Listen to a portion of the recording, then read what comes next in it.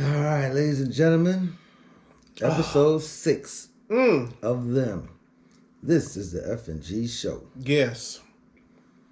In this episode, Everybody was seeing ghosts. yeah, a lot of ghosts. Mm-hmm. They brought back the little girl saying "cat in the bag." Yeah, they brought her back. Yeah, they brought her back. When she's supposed to be saying the Pledge of Allegiance. Mm-hmm. The husband was going through it at work when he's making good money, but his boss tried to use him and say, "Hey, look, you make good money for a black person more than the other one, so don't worry about what we do to you," basically. And he's like, "So you want me to do the work of me and someone else?" He had to bite his tongue. He had his fist clenched up under the table because he wanted to beat him half to death, but he didn't. And I mean, he started seeing the little clown, the little ghost, the man in the hat. What you gonna do? Yeah. So he took his gun out to kill his boss, but then apparently he got caught in the white neighborhood, and he didn't do it. What you gonna do? Yeah. So this kind of, they all, and then the lady went to see the original family that moved to Compton, right? And she killed her family. She killed the whole family, and ended up putting her in a nut house. Yeah. And so she went to go visit her, and she said, "Before you kill your family, think about how much you're gonna miss them when they gone." Yes. So apparently, the message here with that story, this particular one, was when black people moved out to all white neighborhoods, they would put so much pressure on the black neighbors that they would either cause them to go mentally ill, or they just couldn't take it. And the pressure, rather than move out, they did crazy things, kill their own family. I'm trying to figure out, why didn't you kill the people who was messing with you? Not kill your own family. Well, I think we saw a little bit of this time, because what had happened in the end of this episode, the white lady came out and tried to get on the black lady about, when you gonna clean this junk up out your house? The stuff that they did to the house. The stuff that they did to the house. Black family left it up to, they had like little black dolls, and nooses with nooses around the whole house. They just left them up there. The white lady was like, when y'all gonna clean this stuff up? And she ended up calling it the N-word. When she called it the N-word, big mistake. The black lady turned to her daughter, like, "Baby, hold my purse. Stay right here."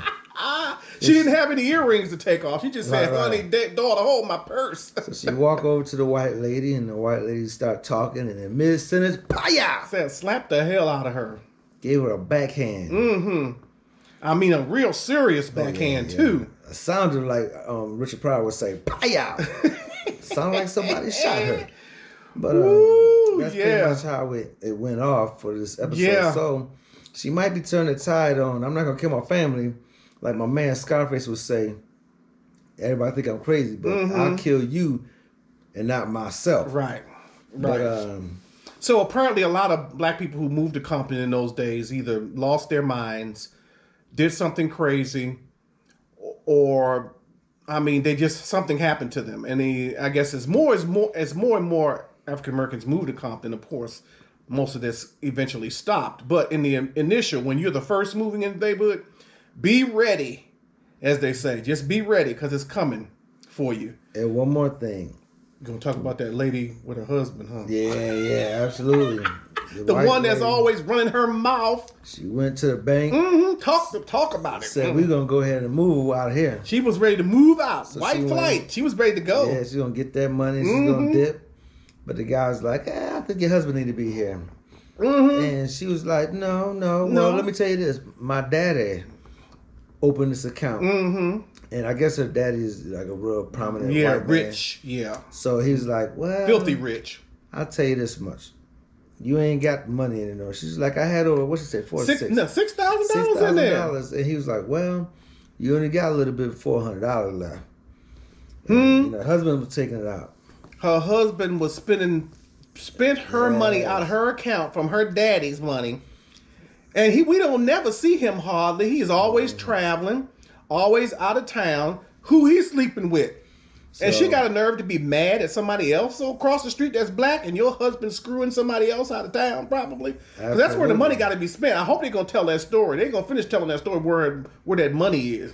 So hopefully we'll see it. You're right, man. So we gonna get on up out of here. Well, we forgot a part. What's the part?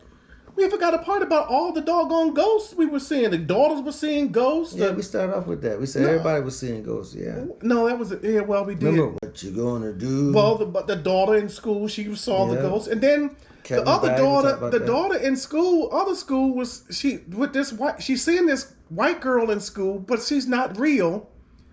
And to be real, she went down to the bottom of the school or something like that.